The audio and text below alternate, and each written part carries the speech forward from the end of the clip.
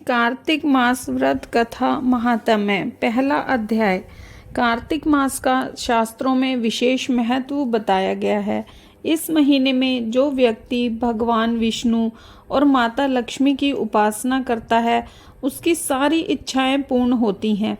साथ ही कार्तिक मास में कार्तिक महात्म्य व्रत कथा का पाठ जरूर करना चाहिए। श्री सूत जी बोले, जब देव ऋषि नारद श्री कृष्ण चंद्र जी से मंत्रणा करके चले गए तब हर्ष से गदगद होकर सत्यभामा ने अपने पति श्री कृष्ण चंद्र जी से कहा, हे स्वामिन, मैं धन्य हूँ, मेरा सफल जीवन धन्य है। मैं अपने को कृतकृत्य समझती हूँ। मेरे जन्मदाता वे मेरे माता पिता भी धन्य हैं, क्योंकि उन्होंने निस्संदेह त्रिलोक्य सुंदरी मुझे सत्यभामा को जन्म दिया है। इस सुंदरता का ही प्रभाव है कि मैं आपकी 16,000 स्त्रियों के रहते हुए भी मैं आपको विशेष प्रिय हूँ। केवल इसी के लिए मैंने कल्प वृक्ष के साथ आदि पुरुष आपको विधि पूर्वक संकल्प कर नारद के लिए उस समय समर्पित कर दिया था जब संसार के लोग कल्प वृक्ष का नाम तक नहीं जानते थे। वही कल्प वृक्ष उस समय मेरे आंगन में लगा हुआ है। हे मधुसूदन, तीनों लोकों के स्वामी भगवान लक्ष्मीपति की मैं अतिशय प्रियतमा हूँ, इसीलिए मैं आपसे कुछ पूछने की इच्छा करती हूँ। यदि आप चाहते हैं तो मेरे प्रश्न का उत्तर विस्तार पूर्वक मुझसे कहिए, जिसे सुनकर मैं अपना कल्याण करूँ, जिससे कल्प पर्यंत भी मेरा एवं आपका वियोग कदापि न हो। श्री सूत जी ने कहा कि इस प्रकार अपनी प्रियतमा सत्यभामा की बातें सुनकर श्री कृष्ण जी मंद मंद मुस्काने लगे। सत्यभामा का हाथ अपने हाथ में लेकर हास परिहास के साथ कल्प वृक्ष के नीचे पहुँचे और उस स्थान से सब सेवकों को हटा दिया। सत्यभामा की ओर देखकर हंसे, साथ ही पूछा कि सत्यभामा भगवान के इस अनुराग को देखकर संतुष्ट और पुलकित हो गईं और श्री कृष्ण चंद्र जी भी सत्यभामा को देखकर गदगद हो गए। श्री भगवान ने कहा कि हे देवी, वास्तव में इन 16,000 स्त्रियों के रहते हुए भी तुम मुझे प्राण के तुल्य प्यारी हो। तुम्हारे लिए देवताओं के साथ इंद्र से भी लड़ गया था। हे प्यारी, जो तुम पूछना चाहती हो तो वह बड़ी ही अद्भुत बात है। तुम्हें मैं जो किसी को न देने वाली बहुमूल्य वस्तु को भी दे देता हूँ, न करने वाला काम भी करता हूँ, छिपाने वाली बात भी कह देता हूँ, तो फिर मुझसे पूछने की आवश्यकता ही क्यों थी? तुम्हारे मन में जो प्रश्न हो पूछो, मैं कहूँगा। सत्यभामा ने कहा, हे नाथ, मैंने पूर्व जन्म में कौन सा दान, व्रत अथवा तपस्या की थी जिसके प्रभाव से मैं संसार में पैदा होकर भी संसार की बाधाओं से मुक्त हूँ और आपकी अर्धांगिनी हूँ। सर्वदा गरुड़ पर सवारी करती हूँ।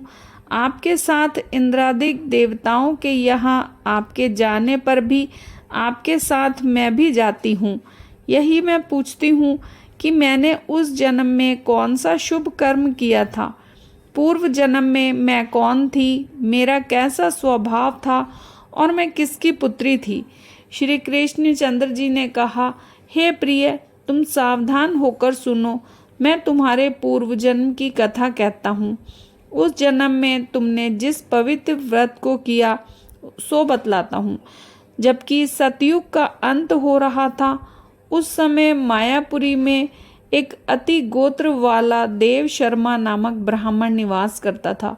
वह समस्त वेदों तथा वेदांगों में पारंगत, अतिथि पूजक, अग्निहोत्री तथा सूर्य नारायण का व्रत करता था।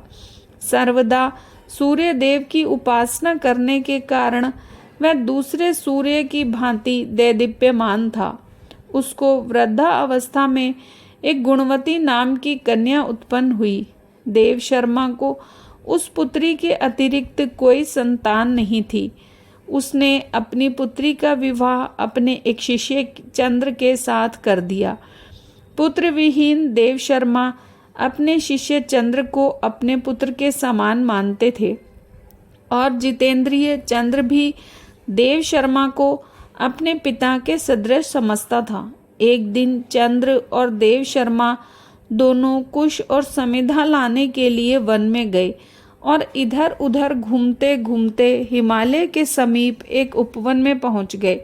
तब उन्होंने एक विकराल राक्षस को अपनी ओर आते हुए देखा।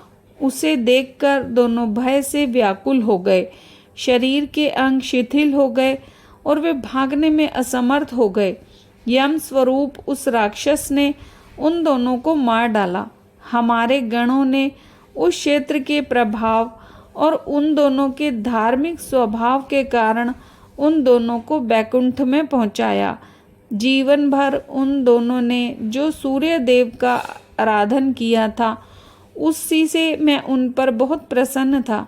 हे प्रिय, शैव, सूर्य उपासक, गणेश के पूजक, वैष्णव और शक्ति के पूजक, जैसे वर्षा का पानी समुद्र में गिरता है, उसी भांति ये सब अंत में मेरे ही समीप आते हैं। अकेला मैं ही नाम और क्रिया के भेद से 5 रूपों में विभक्त हूँ। जैसे किसी का नाम देवदत्त है, वही देवदत्त किसी का बाप है, किसी का पुत्र है, किसी का भाई है और किसी का भतीजा है, लेकिन वास्तव में यह देवदत्त एक ही है। अस्तु, सूर्य के समान तेजस्वी वे दोनों मेरे बैकुंठ में आकर रहने लगे। विमान पर यात्रा करते थे, उनका मेरे समान रूप था। वे मेरे ही समीप रहते थे और उनके शरीर में दिव्य चंदन लगा रहता था।